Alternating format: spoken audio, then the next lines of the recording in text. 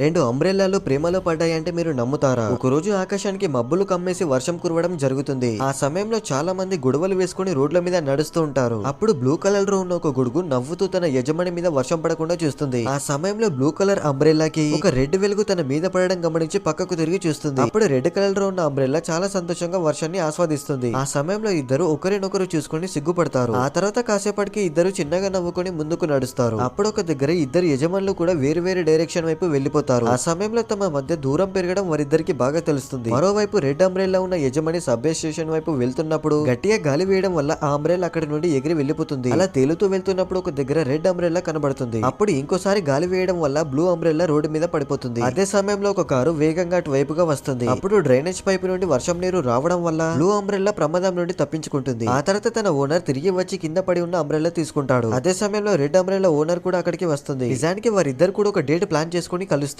దాంతో రెండు అంబ్రెల్లాలు కూడా సంతోషంగా ప్రేమించుకుంటారు. వీడియో నచ్చితే లైక్ చేయండి ఫ్రెండ్స్.